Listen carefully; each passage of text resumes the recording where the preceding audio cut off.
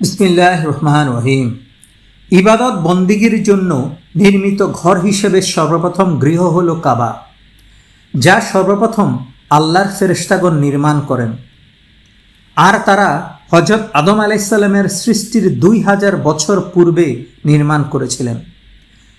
কাবা গৃহের অনেক ফজিলত রয়েছে। প্রথম ফজিলত হল কাবাই পৃথিবীর সর্বপ্রথম গৃহ। আল্লামা আলুসি রাদিয়াল্লাহু তাআলা আনহু বলেন, কোনো রেওয়াতে এসেছে যে বাইতুল্লাহ শরীফ বা কাবা সর্বপ্রথম আল্লাহর ফেরেশতাগণ নির্মাণ করেন পৃথিবী সৃষ্টির 2000 বছর পূর্বে। কাবার স্থানটিতে পানি ছিল, যার উপর ভাসমান ফেনা ছিল। জমিনকে তার নিচ হতে বিস্তার করা হয়েছে। হযরত ইব্রাহিম আলাইহিসসালাম কাবার এক নির্মাতা, আর বাইতুল মুকাদ্দাসের নির্মাতা হলেন হযরত সুলাইমান আলাইহিসসালাম। এই হিসেবেও কাবা বাইতুল মুকাদ্দাস থেকে শ্রেষ্ঠ হওয়ারই কথা। হযরত আদম আলাইহিসসালাম এর কিবলাও কাবাই ছিল।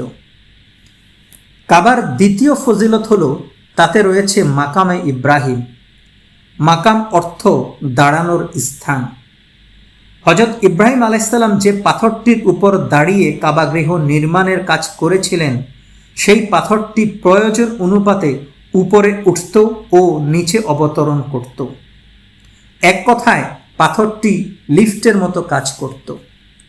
ইব্রাহিম আলাইহিসসালাম পাথরের যে স্থানটিতে পা রাখতেন, কেবল সেই স্থানটি নরম হয়ে যেত, এমনকি তার পদচিহ্ন তাতে অঙ্কিত হয়ে পড়েছিল।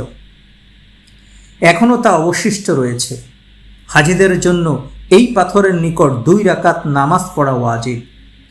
মসজিদে হারামের বা কাবার যে কোনো স্থানে নামাজ পড়ে নিলে সে ওয়াজিব পালিত হয়ে যাবে। কাবা শরীফ গোটা বিশ্ববাসীর জন্য হেদায়েতের দিশারি, সমগ্র বিশ্ববাসীর জন্য কিবলা। তার দিকে মুখ ফিরিয়ে সকলকেই নামাজ পড়তে হয়। কাবা গৃহে রয়েছে সুস্পষ্ট নিদর্শনাবলী। যারা তাকে ধ্বংস করতে চেয়েছিল তারা নিজেরাই ধ্বংস হয়েছে, আর কোনো ক্ষতি সাধন করতে পারেনি। যারা কাবায় এসে যে কোনো বালা মুসিবত, সমস্যা ও রোগ মুক্তিসহ নানান বিষয় নিয়ে দোয়া করে, তাদের দোয়া মহান আল্লাহ তাআলা কবুল করেন। কোনো পাখি কাবার উপর দিয়ে উড়ে যেতে পারে না, বরং কাবার সামনে গিয়ে দিক পরিবর্তন করে জায়গা অতিক্রম করে। তবে কোনো পাখি অসুস্থ হলে কাবার উপর দিয়ে উড়ে গিয়ে শীতল হাওয়া অনুভব করে। কাবার আশেপাশে কোনো হিংস্র প্রাণী আসতে পারে না এবং একে অপরের উপর আক্রমণ করতে পারে না। কেউ কাউকে কষ্ট দেয় না। কোনো সাধারণ প্রাণী সেখানে গিয়ে আশ্রয় নিলে নিরাপত্তা লাভ করে। তাদের উপর কোনো আক্রমণ চালানো হয় না। কোনো খুনিও যদি সেখানে গিয়ে আশ্রয় নেয়, তাকে সেখানে হত্যা করার বিধান নেই। তবে যদি সে কাবার ভিতরে হত্যাকাণ্ড করে বা অন্য কোনো অপরাধ করে, তাহলে তার শাস্তি দেয়া কাবার ভেতরেই জায়েজ। কাবা একটি নিরাপদ স্থান। হযরত ইব্রাহিম আলাইহিসসালাম বলেছেন, ওয়াইজ ক্বালা ইব্রাহিম রাব্বিজআল হাযা বালাদা আমিনা। হে আমার প্রতিপালক, এটাকে নিরাপদ নগরে পরিণত করুন।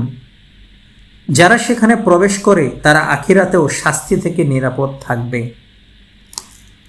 কোনো ইবাদতে এরকম রয়েছে যেগুলো পবিত্র কাবা ছাড়া অন্য কোথাও আদায় হয় না, যেমন হজ, জিয়ারতে কাবা ও তাওয়াফ ইত্যাদি।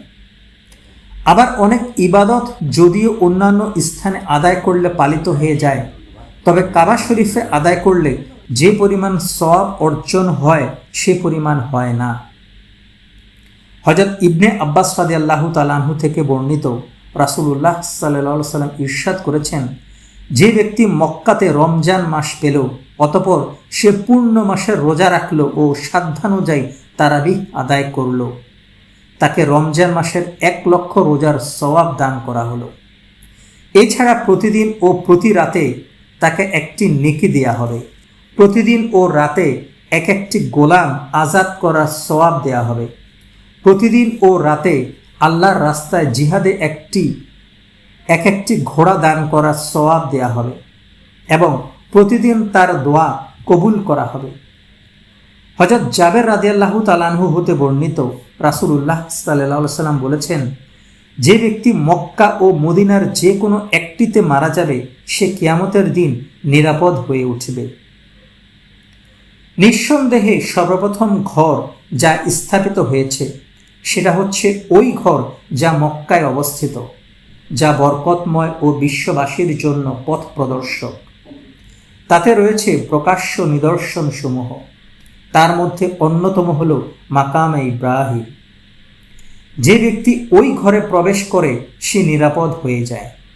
যারা ওই ঘর পর্যন্ত ভ্রমণের সামর্থ্য রাখে আল্লাহর সন্তুষ্টির জন্য, ওই ঘরে হজ করা তাদের জন্য অবশ্য কর্তব্য। আমিন।